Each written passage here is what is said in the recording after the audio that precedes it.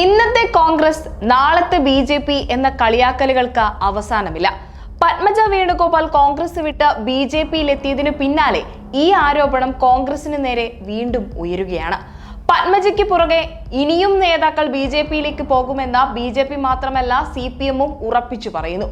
Tom വടക്കൻ, Abdullakutty, Anil Antony, C Raghunath, Padmaja Venugopal തുടങ്ങി കോൺഗ്രസിലെ പ്രമുഖ നേതാക്കൾ തൊട്ട് പ്രിയ നേതാക്കളുടെ മക്കൾ വരെ കൈവിട്ട് താമര പിടിച്ചു കഴിഞ്ഞു.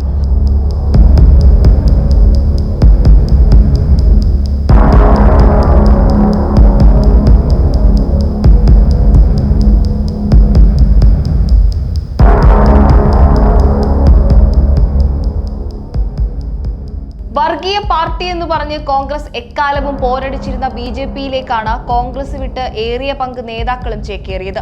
ഉത്തരേന്ത്യയിലെ കാര്യം പ്രത്യേകം പറയേണ്ടതില്ലല്ലോ. സോണിയാഗാന്ധിയുടെയും രാഹുൽ ഗാന്ധിയുടെയും മനസാക്ഷി സൂക്ഷിപ്പുകാർ എന്ന് കരുതിയവർ ഇന്ന് ബി.ജെ.പി പാളയത്തിലാണ്. കോൺഗ്രസ് ടിക്കറ്റിൽ മത്സരിച്ചാലും അവർ പിന്നീട് ബി.ജെ.പിയുടെ MLA-യോ MP-യോ ആവുന്ന കാഴ്ച. നേതാക്കൾ മാത്രമല്ല, സംസ്ഥാനങ്ങൾ ഒന്നായി ബി.ജെ.പിയുടെ കയ്യിലെത്തുന്ന കാഴ്ചയും. തിരഞ്ഞെടുപ്പിൽ വിജയിക്കുന്ന നേതാക്കളെ റിസോർട്ടിൽ പൊത്തുവെക്കുന്ന, ദൈവത്തെ തൊട്ട് സത്യം ചെയ്യിക്കുന്ന ഗതികേടിലേക്ക് എത്തിയിരിക്കുകയാണ് കോൺഗ്രസ്. എന്തുകൊണ്ട് കോൺഗ്രസിൽ നിന്ന് ബി.ജെ.പിയിലേക്ക് ഈ കൊഴിഞ്ഞുപോക്ക് തുടരുന്നു? അതിന് നേതാക്കളെ പ്രേരിപ്പിക്കുന്ന ബി.ജെ.പിയുടെ ഗ്യാരണ്ടി എന്താണ്? പ്രധാനമായും ആകർഷിക്കുന്ന ഘടകം കേന്ദ്രഭരണം ബി.ജെ.പിയുടെ കൈകളിലാണ് എന്നതാണ്. അധികാരമില്ലാത്തൊരു പാർട്ടിയിൽ പിടിച്ചു നിൽക്കുന്നത് ബുദ്ധിയല്ലെന്ന് കണ്ടാണ് നേതാക്കളിൽ പലരും ബി.ജെ.പിയിൽ എത്തുന്നതെന്നാണ് രാഷ്ട്രീയ നിരീക്ഷകർ പറയുന്നത്. കേന്ദ്രത്തിൽ ബി.ജെ.പി ഭരണം, സംസ്ഥാനത്തിലാണെങ്കിൽ LDF ഭരിക്കുന്നു. രണ്ടാം തവണയും തുടർച്ചയായി ഭരണം ഇടതുപക്ഷത്തിനൊപ്പം. പാർട്ടിയുടെ ശക്തി നശിച്ചു തുടങ്ങിയിരിക്കുന്നു എന്ന് കരുതി ഈ അവസരത്തിൽ പലരും ബി.ജെ.പിയിലേക്ക് മാറുന്നു.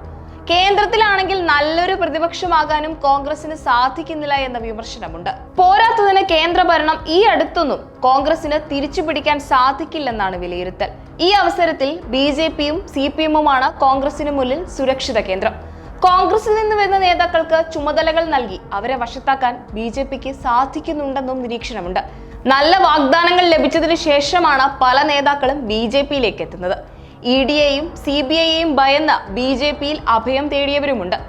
ഇതിനെല്ലാം പുറമെ നിരന്തര അവഗണനയിൽ മനം മടുത്ത് മാറുന്നവരുണ്ടെന്നാണ് പത്മജ വേണുഗോപാലിന്റെ വാക്കുകളിൽ നിന്ന് മനസ്സിലാകുന്നത്. നേതാക്കളിൽ നിന്നും ഹൈക്കമാൻഡിൽ നിന്നും താൻ നിരന്തരം അവഗണന നേരിട്ടുവെന്നും കോൺഗ്രസ് ആണ് തന്നെ ബി.ജെ.പി ആക്കിയതെന്നും പത്മജ ആഞ്ഞടിച്ചിരുന്നു. കേരളത്തിലെ ചില ലോക്സഭാ മണ്ഡലങ്ങളിൽ ബി.ജെ.പി സ്ഥാനാർത്ഥികളെ പ്രഖ്യാപിക്കാനുണ്ട്. അങ്ങനെ ഒഴിച്ചിട്ടിരിക്കുന്ന സീറ്റുകൾ വീണ്ടും കോൺഗ്രസിന്റെ നെഞ്ചിടിപ്പ് ഏറ്റുകയാണ്. ഇനി അടുത്തതാര്? മറുകണ്ഠം ചാടാൻ ഇനി ആരൊക്കെ കാത്തിരിക്കുന്നു?